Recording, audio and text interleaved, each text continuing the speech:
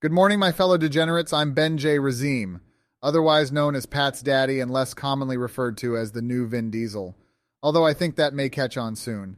I was asked to give my thoughts on some of the most miserable franchises in the CDL, and before you come for my neck, as the great Ernie once said, I don't beef with shit stains. Let's get started. First, I hate to say it, but London still don't look particularly good.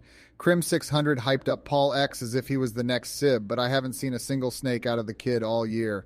Not to mention he hasn't boxed up his own webcam yet either.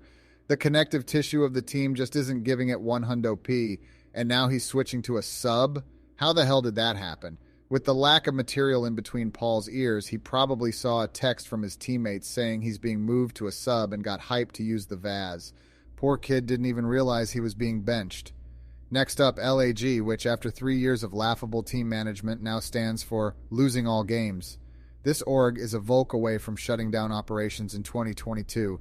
You have to think a Huke buyout might have helped finances. Not to mention my son, Baby Price, running their pockets for a few years probably didn't help. FaZe likes to dunk on this team during the season and apparently in the off-season too.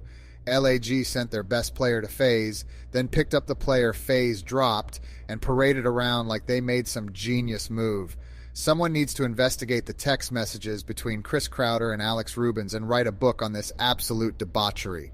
Moving on, we have the Legion, who canceled the trademark of their own team name in the middle of a season, moved to Vegas but kept a French logo, and failed to rebrand because they didn't meet the league's deadline. They won 2 more series last year than I did, and I struggled to go positive in Bronze 3 and have no hair. The most valuable asset this org owns is Don's SoundCloud. Make it rain, make it rain. And lastly, we have Florida, aka the Wuhan lab of loudness EQ, who broke up and spread the setting to Boston and New York before taking the whole league by storm.